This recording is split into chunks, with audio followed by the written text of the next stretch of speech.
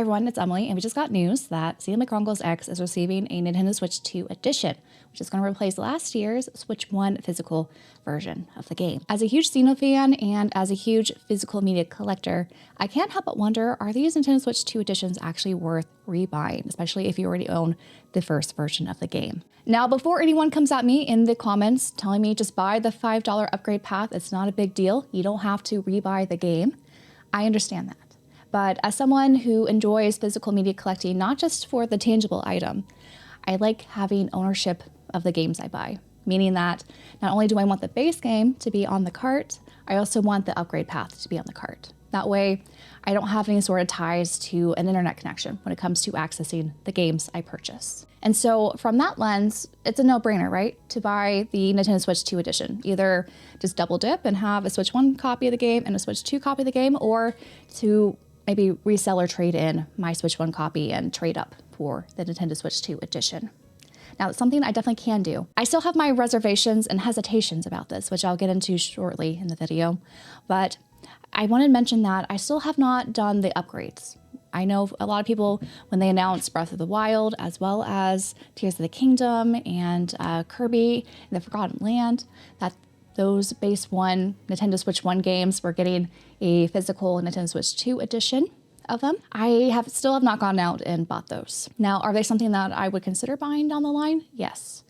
And to be fair, as much as I love the Zelda games that we got on the Switch, I feel more attachment towards the Xeno franchise. So these are probably the ones I would prioritize when it comes to, double dipping or trading up to get the better version.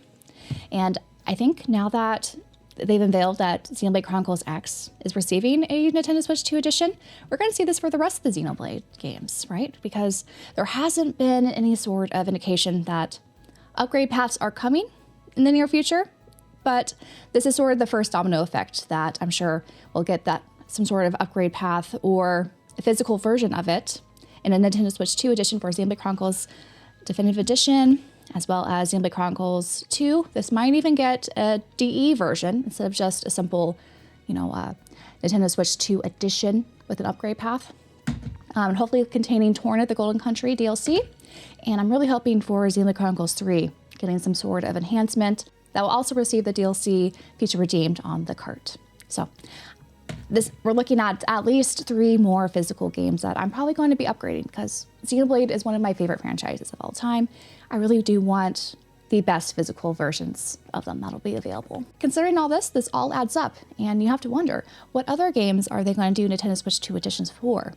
I have a feeling that we'll see something for Fire Emblem Three Houses and some other first-party Nintendo games that they know fans will double dip on. But my biggest hesitation when it comes to these Nintendo Switch 2 editions is how is Nintendo dealing with patches for these versions of the game? Now, as someone who has not purchased a Switch 2 yet, which I do plan on doing it, it's just I don't really see a point of me buying it now because my favorite franchises, Xenoblade, Fire Emblem, and Zelda, there's not a lot of exclusives for them yet. So I'm just taking my time and waiting. And I'm not really in a rush to buy it anytime soon. But that doesn't negate my kind of hesitation when it comes to, should I be upgrading these? Like, when should I be upgrading these? Or if I should upgrade them at all. Considering, if we look at the Nintendo Switch cartridge revisions master list that is available online, you guys could have a look at it. There's a huge Facebook group and people who take the time and effort to see, what sort of patches are available for all the physical games and how big is the download, as well as determining if there's DRM that you need to encounter in order to access the game.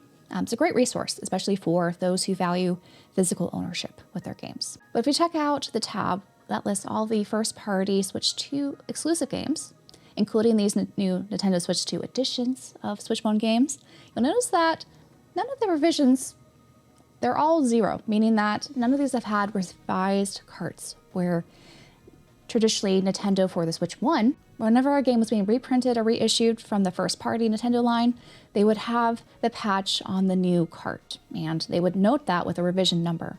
So far, we have not seen this at all for any of the new games, which is not surprising. The Switch isn't even a year old yet, so I don't really see some sort of revision anytime soon.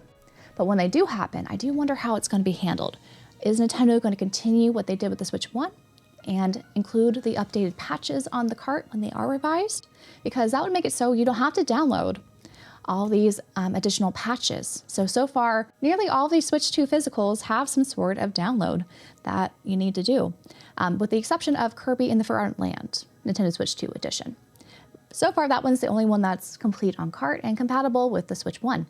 But all these other ones that are in the yellow here, that means that there's some sort of patch that came after launch that may or may not fix something important. If you go over to doesitplay.org, you can also check out their archive of Switch 2 physical editions and whether or not they offer offline play or some sort of download. So far, it looks like all of the games, for the most part, you could do offline play and you don't need to do some sort of required download.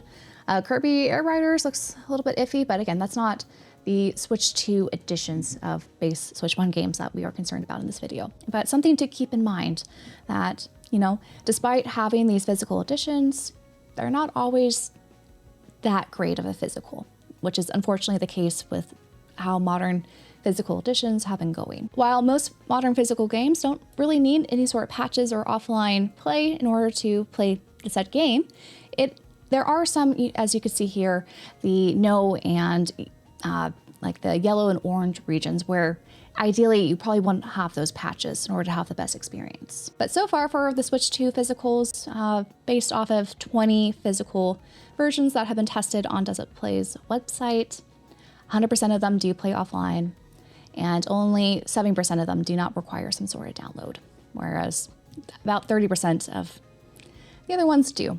Now, this may change, of course, as we get more Nintendo Switch 2 editions down the line, but as of now, this is kind of the information we have. So why does downloading patches matter when it comes to these physical editions? Well, most because, again, I don't want to be tied down to the internet, but also some of these patches are alarmingly large. If you look at the first-party Nintendo games, they're not too big.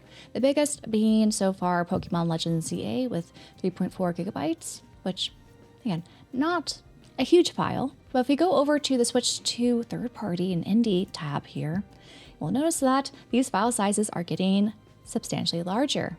With the biggest being Rune Factory Gardens of Azuma, the Switch 2 edition, where you have to download 12.2 gigabytes. And why it's such a large file is not because it had a massive patch or was missing the upgrade path on the cart. Instead, it's because of how the eShop works, where to download the latest patch that's missing from the cart, even if it's very tiny, you have to redundantly download everything else, including the upgrade path and all the previous patches in order to have access to the latest patch. So I think as our games start to get larger and more complicated, especially if there's going to be Nintendo Switch 2 upgrade paths, these file sizes are just going to be larger and larger, and we're going to run into a memory issue when it comes to our Nintendo Switch 2 consoles. So I'm still torn about whether or not I'm going to be doing all the upgrade paths for like all of my Switch 1 copies of games and more that haven't been announced yet that will likely get Nintendo Switch 2 upgrade paths for them in physical form. What I'm gonna have to do is just, pick and choose which ones I want to own physically and also just check in to see what sort of revised version of these carts are gonna be available by the time I'm interested in buying them physically. It's not gonna be right away, which as being a very patient collector, I'm okay with, but it does sort of defeat the purpose if you want to rebuy these games, to replay them again sometime soon, or if you're just doing it for a long-term goal when it comes to collecting and eventually maybe replaying them. It starts to get overly complicated more than it should, which is nice. Like if you do own Breath of the Wild and Tears of the Kingdom and have NSO with the expansion pass, you get these for free at the moment. And so you can play your Switch 1 versions of these games and experience the Switch 2 upgrades with them.